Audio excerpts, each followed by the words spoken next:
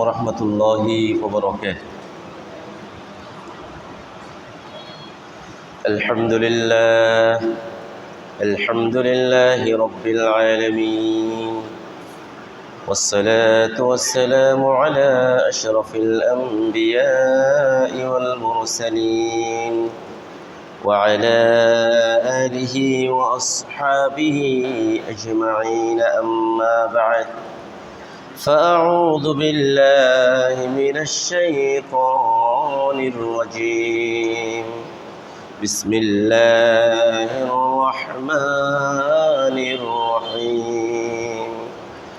إن الله وملائكته يصلون على النبي يا أيها الذين آمنوا صلوا عليه وسلموا تسليما.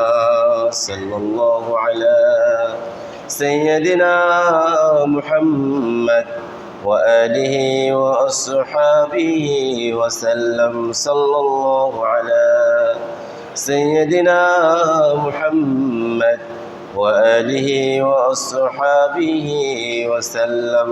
صلى الله على سيدنا محمد وآله وأصحابه وسلم.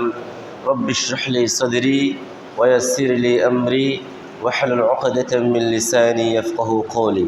سبحانك لا علم لنا إلا ما علمتنا إنك أنت العليم الحكيم.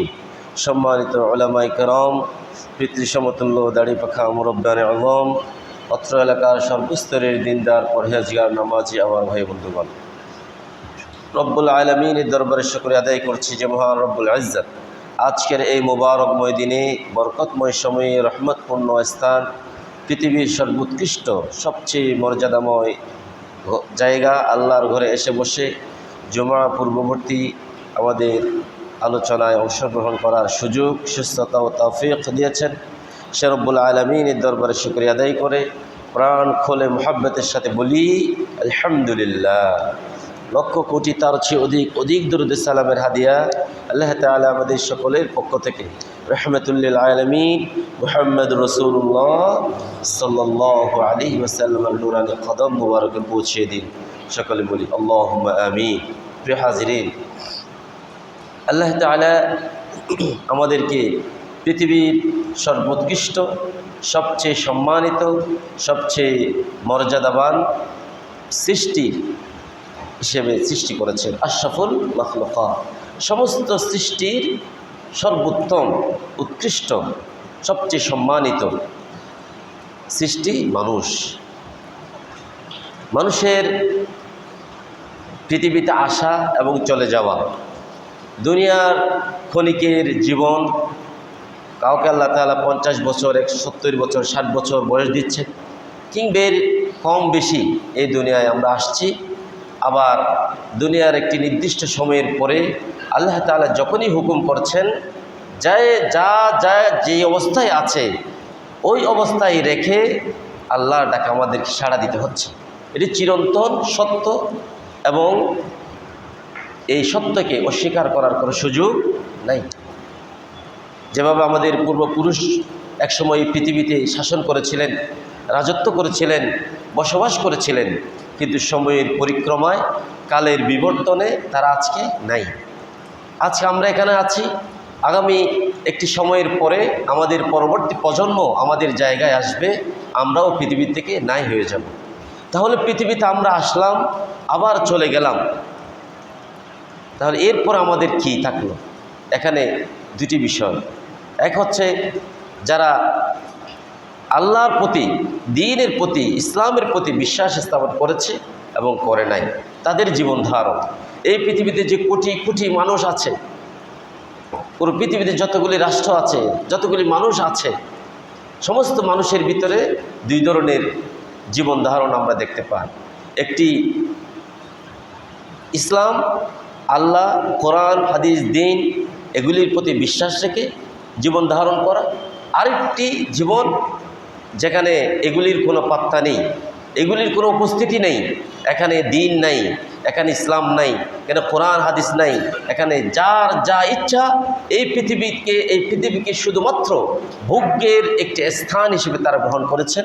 এবং এই পৃথিবীতে ব্যবসা বাণিজ্য, কাজ কর্ম, চাকরি বাকরি সব কিছুর তাদের কাছে একমাত্র উদ্দেশ্য হচ্ছে এই পৃথিবীতে একটি সুন্দর জীবন, একটি সম্মানের জীবন, একটি স্বাচ্ছন্দ্যের জীবন, একটি প্রতিযোগিতাময় মানুষের কার কাছ থেকে আরও বেশি ভালো থাকা যায়। যেভাবে আমরা গত জুমায় বলেছিলাম, তাফাখুরুম বাইনাকুম ওয়া তাকাথুরুন ফিল আমওয়াল ওয়াল আওলাদ। পারস্পরিক ধন সম্পদ, টাকা পয়সা, ঘর বাড়ি, গাড়ি বাড়ি এগুলির ব্যাপারে পারস্পরিক প্রতিযোগিতা, গর্ব অহংকার। ওয়া তাকাথুরুন ফিল আমওয়াল ওয়াল আওলাদ। কার কত সম্পদ আছে, কার কত অ্যাসেট আছে, কার সন্তান সন্ততি কেমন, কার সন্তান সন্ততি কেমন এস্টাবলিশড হয়েছে লাইফে, এগুলি নিয়ে তাকাথুর, প্রতিযোগিতা সমাজে। তাহলে ভোগবাদী যে জীবন ব্যবস্থা, তাহলে একটি হচ্ছে দ্বীনি জীবন ব্যবস্থা, আরেকটি হচ্ছে ভোগবাদী জীবন ব্যবস্থা। তাহলে আমাদেরকে আল্লাহ তাআলা যাদেরকে মুমিন হিসেবে মুমিন হওয়ার তৌফিক দিয়েছেন, আমাদের জীবন শুধুমাত্র ভোগবাদী জীবন ব্যবস্থায় সীমাবদ্ধ নয়। আমাদের জীবন ব্যবস্থার মূল কাঠামো, মূল লক্ষ্য উদ্দেশ্য এবং আমাদের পথ নির্দেশনা দিয়েছেন আল্লাহ এবং তার রাসূল সাল্লাল্লাহু আলাইহি ওয়াসাল্লাম। এই জন্য আমাদের ভোগবাদীর জীবন থেকে পৃথক হয়ে মুমিনদের জীবনে একটি গুরুত্বপূর্ণ বিষয় হচ্ছে আল আমাল আস-সালিহা। মুমিনদের জীবনে ভালো কাজ, নেক কাজের গুরুত্ব। এই নেক কাজগুলি আল ইয়াউমিয়া, মানুষের দৈনন্দিন নেক কাজ, উসবুইয়া, সাপ্তাহিক নেক কাজ, শাহরিয়া, মাসিক নেক কাজ, এবং আসসানবিয়া ওয়াল মৌসুমিয়া, বাৎসরিক এবং মৌসুম ভিত্তিক বিভিন্ন বিভিন্ন বিষয়কে কেন্দ্র করে মানুষের আমল সালিহাত হয়। তাহলে আমল সালিহাত এটি কেন?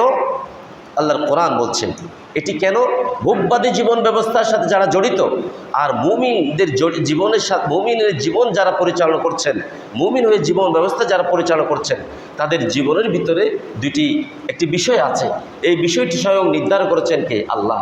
আল্লাহ তাআলা স্বয়ং বলছেন, আমি মানুষের জীবনে জীবন মৃত্যুর এই যে সন্ধিক্ষণ, এই যে পরিবর্তন, এই যে মানুষের জীবন আসছে, এটি আমি কেন করেছি? আল্লাহ তাআলা কোরআনে হাকিমে বলছেন, الذي خلق الموت والحياة ليبلوكم أيكم أحسن عملا وهو العزيز الغفور। আল্লাহ তাআলা তিনি এমন এক সত্তা যিনি জীবন মৃত্যুর সমস্ত ক্ষমতার উৎস, ক্ষমতার মালিক।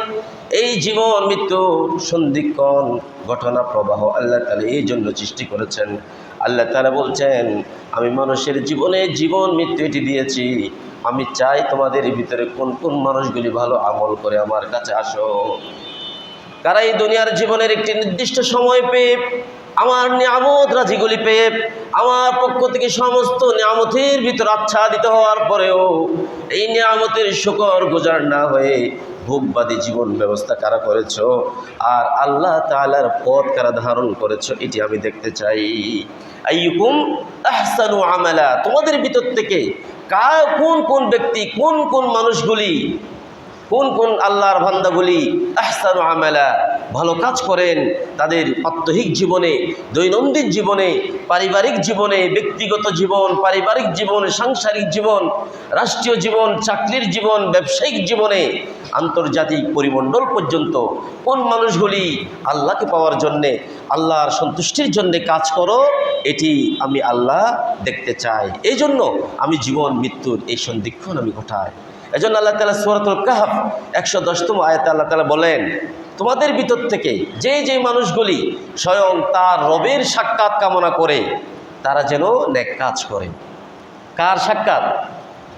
বলেন, আল্লাহর সাক্ষাৎ। আল্লাহ তাআলা বললেন, فمن كان يرجو لقاء ربه فليعمل عملا صالحا ولا يشرك بعبادة ربه أحدا আল্লাহ তাআলা বললেন, হে আমার প্রিয় বান্দা বান্দিনী শোনো, তোমাদের ভিতর থেকে যারা স্বয়ং তার রবের সাক্ষাৎকে কামনা করে, তার রবের সাক্ষাৎ আশা করে, তারা যেন ফালইআমাল আমালান সালিহা, তারা যেন তাদের দৈনন্দিন জীবনে, ব্যক্তিগত জীবন থেকে জীবনের প্রত্যেকটা পরিমণ্ডলে তারা যেন আমলে সালিহাত করে যায়, তারা যেন আমলে সালিহাত করে, ভালো কাজ করে, নেক কাজ করে।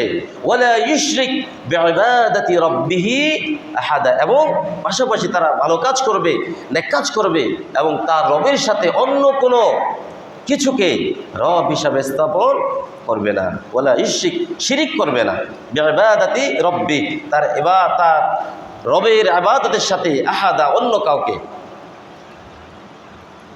প্রখ্যাত আলেম দ্বীন আল ফজিল ইবনে গিয়াথ রাহিমাহুল্লাহ তাআলা, তিনি এই আয়াতের তাফসীর করতে গিয়ে তিনি বললেন, আন্নাল আমাল লা ইউকবাল ইল্লা ইযা কানা খালিসান সাওয়াবান, ফাল খালিস আন ইয়াকুনা লিওয়াজহিল্লাহ ওয়াস সাওয়াব আন ইয়াকুনা আলা সুন্নতি রাসূলিল্লাহি সাল্লাল্লাহু আলাইহি ওয়াসাল্লাম। আল্লাহর এই প্রিয় বান্দা রাহিমাহুল্লাহ তিনি বললেন, প্রত্যেক আমল কবুল হওয়ার জন্য দুটি জিনিস প্রয়োজন, খালিসান সাওয়াবান। ফাল খালিস, খালিস সেটা কি? সেটি তিনি বলছেন আইয়াকুনা লিওয়াজহিল্লাহ, প্রত্যেকটি আমল হবে এই উদ্দেশ্যে যে আল্লাহর রাজামন্দির জন্য। আজকে যেখানে আমরা এই বৃষ্টি বাদলের সময়ও মুয়াজ্জিনের সুললিত কণ্ঠের আজানের ধ্বনি আমাদের কর্ণকুহরে আসার পরে আমরা যেখানে মসজিদে সমবেত হলাম, ঘর থেকে বের হয়ে কষ্ট করে মসজিদে আসলাম, এখানে যে নামাজের জন্য অপেক্ষমান আমরা আছি, এই যে আলোচনায় আমরা বসছি, এগুলি সন্তুষ্টি অর্জনের জন্য কার? লিইবতিগাই ওয়াজহিল্লাহ, একমাত্র আল্লাহর সন্তুষ্টির জন্যে। তাহলে আমাদের নামাজ, আমাদের রোজা, আমাদের হজ, আমাদের যাকাত, আমাদের দিনদারি, আমাদের সাদাকা, আমাদের ভালো কাজ, আমাদের তিলাওয়াতুল কোরআন, আমাদের নেক কাজ, মানব উপকার, মানুষের কল্যাণ করা, মানুষের বিপদে পাশে দাঁড়ানো, সমস্ত কিছু উদ্দেশ্য সন্তুষ্টি অর্জন কার? এটি হচ্ছে আইয়াকুনা লিওয়াজহিল্লাহ। সমস্ত কাজের, মুমিনের সমস্ত কাজের টার্গেট থাকবে, লক্ষ্য থাকবে আল্লাহ সন্তুষ্টি। এক, ওয়াস সাওয়াব আইয়াকুন আলা সুন্নতি রাসূলিল্লাহি সাল্লাল্লাহু আলাইহি সাল্লাম, তার কাজের এই কাজটি সওয়াব, সেটা কি? তার এই কাজটি করা হবে সুন্নতে রাসূলের অনুসরণে। আপনি নামাজ পড়তে আসলাম, আজকে জুমার নামাজ কয় রাকাত বলেন? 2 রাকাত। তাহলে আমরা জোহরের নামাজ পড়ি কয় রাকাত? 4 রাকাত। কিন্তু রাসূলুল্লাহ সাল্লাল্লাহু আলাইহি ওয়াসাল্লাম বলেছেন, জুমার দিন তোমরা জুমার নামাজ জোহরের নামাজের সময়ে 4 রাকাত পড়বে না, তোমরা ইমামতের সাথে, জামাতের সাথে কয় রাকাত পড়বে? যদি আমরা এখন বেশি উৎসাহী হয়ে 4 রাকাত জামাতে পড়ে নেই, তাহলে এটা আলা ইত্তিবা'i সুন্নতি রাসূলিল্লাহ হয় নাই, এটা সওয়াবের ভিতর আসে নাই। তাহলে কাজ হবে লিওয়াজহিল্লাহ, আল্লাহ সন্তুষ্টির জন্য, রাসূলুল্লাহ সাল্লাল্লাহু আলাইহি ওয়াসাল্লামের তরিকা মতে, শেখানো মতে। এই দুটি জিনিস যখন মানুষের জীবনের প্রতিটি ক্ষেত্রে আসবে, তিনি আমলে সালিহাতের এই কাতারের তিনি শামিল হয়ে যাবেন। হাজির, আল্লাহ তাআলা আমাদের বোঝার তৌফিক দান করে, বলি আল্লাহুম্মা আমিন। হাজিরিন, তাহলে এই দুনিয়ার জীবন এটি কি? এখানে যে আমাদের সম্পদ লাগবে, ভালো কাপড় চোপড় পরার জন্য আমাদের কাপড় চোপড় লাগবে, আমাদের একটি সুন্দর জীবন ধারণ করার জন্যে আমাদের টাকা পয়সা লাগবে, ছেলে মেয়ে লেখাপড়া করানোর জন্যে তাদেরকে সুন্দর সুন্দর জীবন ব্যবস্থা তাদেরকে উপহার দেওয়ার জন্য আমাদের অর্থকড়ি লাগবে, আমাদের স্ত্রী পুত্র পরিজন থাকতে পারে, ঘরে বৃদ্ধ মা বাবা থাকতে পারে, তাদের অসুস্থতা চিকিৎসার সেবা টাকা পয়সা থাকতে পারে। তাহলে এই যে দুনিয়ার এই জীবনে, দুনিয়ার জীবনকে গ্রহণ করতে গিয়ে আমাদের যে টাকা পয়সা ধন সম্পদ অর্জন করা, উপার্জন করা, এটা কি ইসলাম বাধা দেয় না? এটা ইসলাম সমর্থন করে। আল্লাহকে পাওয়ার জন্যে, আল্লাহর সাক্ষাৎ পাওয়ার জন্যে দুনিয়ার সমস্ত কিছুকে ফেলে দিয়ে আমি পাহাড়ে চলে গিয়ে সেখানে শুধুমাত্র ইবাদত রিয়াজতের ভিতরে লিপ্ত হলাম, ব্যবসা করলাম না, লেখাপড়া করলাম না, চাকরি বাকরি করলাম না, পরিবার পরিজন দেখলাম না, বউ বাচ্চা স্ত্রী পুত্র পরিজন মা বাবা আত্মীয় স্বজনের খোঁজখবর রাখলাম না, কোন মানুষ কোথায় অসহায় দুস্থ পরিবার অসহায় মানুষজন আছে তাদের কোনো খোঁজখবর নিলাম না। এটি ইসলাম শিক্ষা দেয় না। ইসলাম বরঞ্চ শিক্ষা দেয় এগুলিকে অর্জন করে আখিরাতকে কামিয়াব করা, আখিরাত কামাই করে নেওয়া। এজন্য আমাদের কোরআনের দোয়া হচ্ছে রব্বানা আতিনা, বলেন সবাই, রব্বানা আতিনা ফিদ দুনিয়া হাসানা ওয়া ফিল আখিরাতি হাসানা। এখানে আল্লাহ তাআলা দুনিয়ার কথা বলেছেন। আয় আল্লাহ, আপনি আমাদের জন্য দুনিয়াকে কল্যাণময় করে দেন, আখিরাতকেও কল্যাণময় করে দেন। দুনিয়াকে পাওয়ার জন্য আমার আখিরাত যেন বরবাদ না হয়। আয় আল্লাহ, এই ধরনের একটি দুনিয়া আমরা আপনার কাছে চাই, যে দুনিয়ার মাধ্যমে আমরা দুনিয়াতেও স্বাচ্ছন্দ্যে সম্মানের সাথে, ইজ্জতের সাথে, ব্যক্তিত্বের সাথে, মর্যাদার সাথে একটি জীবন আমরা ধারণ করতে পারবো।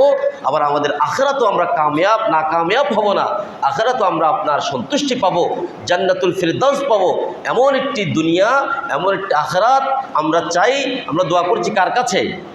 আল্লাহর কাছে। আল্লাহ আমাদের সকলকে দান করুন।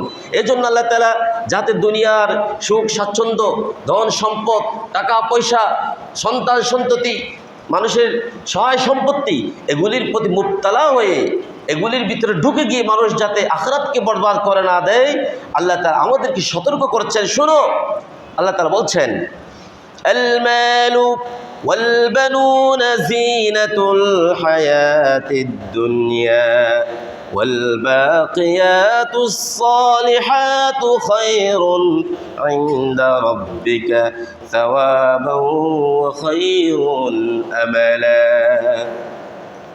আল্লাহ তাআলা বললেন, এই দুনিয়ার জীবনে তোমার সম্পদ সম্পত্তি, টাকা পয়সা, ধন সম্পদ, সন্তান সন্ততি, এগুলি হলো দুনিয়ার সৌন্দর্য। তবে শুনে রাখো, তোমাদের এই দুনিয়ার সৌন্দর্যকে গ্রহণ করতে গিয়ে ওয়াল বাকিয়াতুস সালিহাতু খায়রুন ইনদা রাব্বিকা, তোমার জন্য আরো কল্যাণময়, আরো বাকি যে জীবন আছে আখিরাতের জীবন, এই জীবন যেন ধ্বংস হয়ে না যায়। ওয়াল বাকিয়াতুস সালিহাত খায়রুন ইনদা রাব্বিক, যে আরো কল্যাণময় জীবন যে অবশিষ্ট আছে, এটি তোমার রবের কাছে কল্যাণময়। এটিকে বরবাদ করে দেওয়া যায় না, যাবে না। এজন্য এই পৃথিবীতে আমাদের আশেপাশে অনেক মানুষ আছে, এই দুনিয়ায় ভালো থাকার জন্যে নামাজ নাই, দৈনন্দিন জীবন কোনো আমল নাই, শুধু এই দুনিয়া সময় হাজিরিন। আজকে আমাদের বাংলাদেশের, আমি আরও কয়েকবার বলেছি, বাংলাদেশের প্রেক্ষাপট পরিবর্তনের পরে আমরা দেখছি যারা শুধুমাত্র দুনিয়াকে কামানোর জন্যে মুবতালা হয়েছে, অথবা যারা শুধু দুনিয়াকে কামাই করার জন্যে এদেশের হাজারো কোটি টাকা বিদেশের বিভিন্ন ব্যাংকে পাচার করেছে, তাহলে এই অর্থ, এই সম্পত্তি, এই প্রতিপত্তি, এই সুপার পাওয়ার, এই ক্ষমতা তাদেরকে চিরস্থায়ী শান্তি, মর্যাদা, সম্মান কি দিতে পেরেছে? পারে নাই। সুতরাং এটি মুমিনের জীবনে আসা উচিত নয়। আল্লাহ তাআলা আমাদের বোঝার তৌফিক দান করুন, বলি আল্লাহুম্মা আমিন। হাজিরিন, আর কয়েক মিনিটের ভিতরে আমরা আলোচনা রাখবো এই মানুষের দৈনন্দিন জীবনে যে ভালো কাজগুলি, সেগুলি কি? যেমন আসসালাতুল খামস, 5 ওয়াক্ত নামাজ, যাকাত, হজ, সওম, জিহাদ, আমর বিল মারুফ, নাহি আনিল মুনকার, তেলাওয়াতুল কোরআন, তাসবিহ, তাহলিল, তাহমিদ, এগুলি হচ্ছে ভালো কাজ।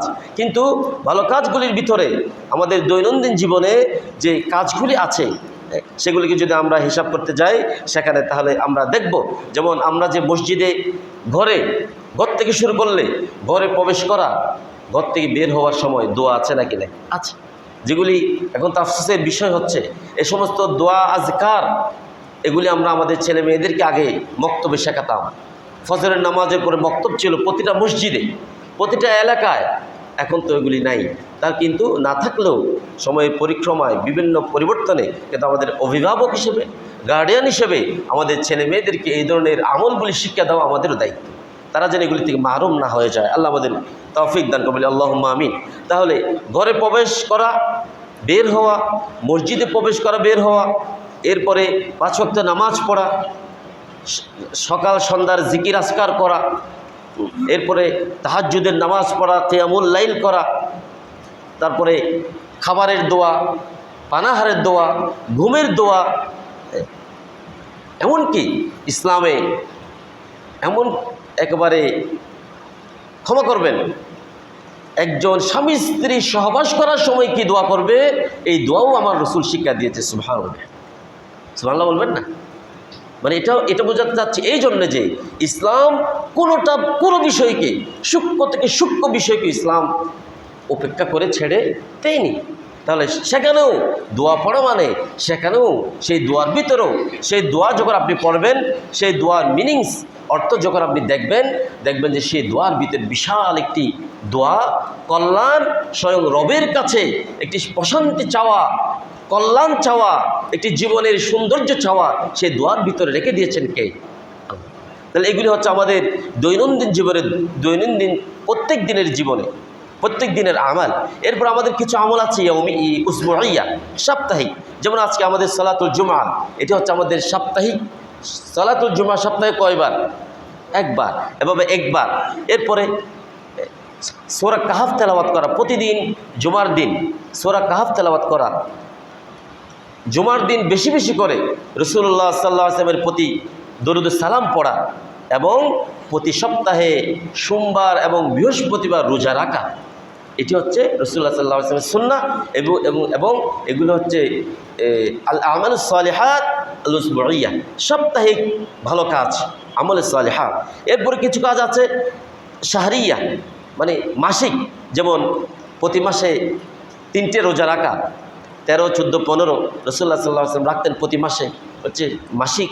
এরপর কিছু আছে বাৎসরিক কাজ, যেমন সৌমে রমাদান, রমজান মাস বৎসরে একবার ঘুরে আসে আমাদের কাছে। এরপরে হজ, যাদের কাছে সম্ভব হয় যাকাত দেওয়া, হজ করা। তারপরে সালাতুত তারাবিহ, এগুলি বছরে একবার আসে। ইতিকাফ করা বছরে একবার আসে, এবং প্রতি আশুরার রোজা রাখা প্রতি মাসে, প্রতি বৎসরে। এরপরে আরাফার রোজা রাখা, এরপরে প্রতি জিলহজ মাসের প্রথম 10 রাত বেশি বেশি ইবাদতে মগ্ন থাকা। এগুলি বাৎসরিক আমাদের আমালে সালিহা। হাজিরিন, তাহলে আমাদের দৈনন্দিন, আমাদের সাপ্তাহিক, আমাদের মাসিক এবং বাৎসরিক এই আমালগুলি নিয়ে আমাদের জীবন ধারণ। তাহলে আমাদের এই সংক্ষিপ্ত আলোচনার সামারি বা মূল কথা হচ্ছে এই দুনিয়ার জীবন খেল তামাশা। আল্লাহ তাআলা যে কোরআন কারীমের আয়াতে বলছেন, ইন্নামাল হায়াতুদ দুনিয়া লাইব ওয়ালাহ ওয়া জিনা ওয়া তাফাখুরুম বাইনাকুম ওয়া তাকাথুরুন ফিল আমওয়াল ওয়াল আওলাদ। এটি যাতে আমাদের জীবন না হয়, এই দুনিয়ার জীবনে খেল তামাশার চাকচিক্যের এই জীবন আমাদেরকে আল্লাহ তাআলা যখনই নির্দেশ করবেন তখনই যেখানে যেভাবেই আছে সেভাবেই চলে যেতে হবে। এজন্য রাসূলুল্লাহ সাল্লাল্লাহু আলাইহি ওয়াসাল্লাম বলেছেন, আমরা এই হাদিস শরীফটি প্রায় সমালোচনা করি।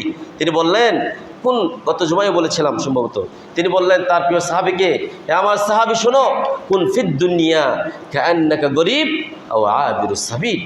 তুমি একটা পৃথিবীর কোনো রাষ্ট্রে বেড়াতে গেলে যেভাবে তোমার ব্যাগ লাগেজ তোমার গোছানো থাকে, তুমি কোথাও সফরে গেলে, বিদেশে গেলে, তোমার পর্যটক হিসেবে কোথাও গেলে, কিংবা প্রবাস জীবনে তুমি যেভাবে থাকো, এই দুনিয়ার জীবন যেন তেমন হয়।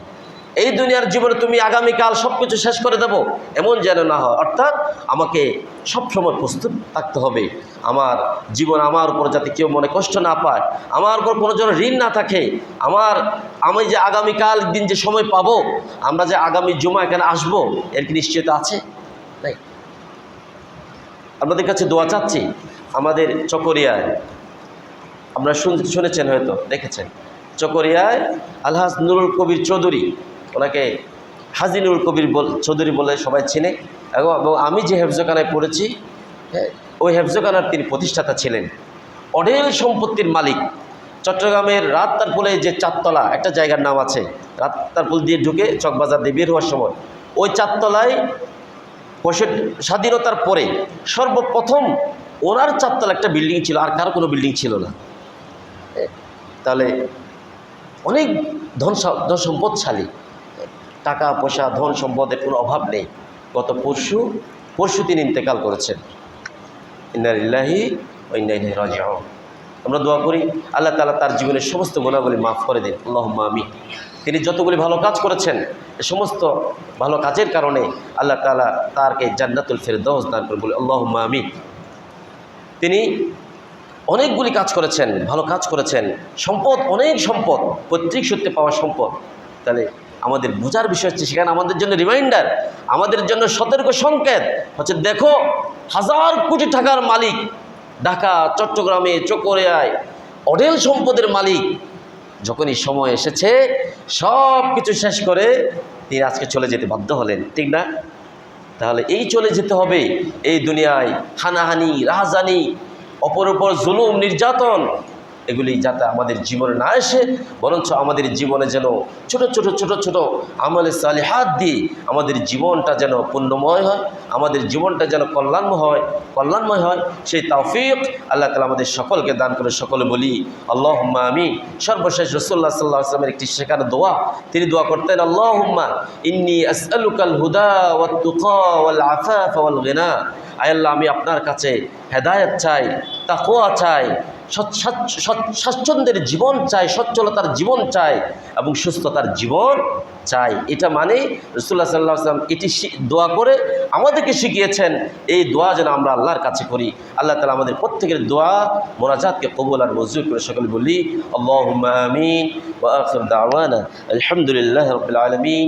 সুবহানাকাল্লাহুম্মা ওয়া বিহামদিক আশহাদু আল্লা ইলাহা ইল্লা আনতা আস্তাগফিরুকা ওয়া আতুবু ইলাইক। যারা 4 রাকাত সুরাত পড়ে সুরাত পড়ে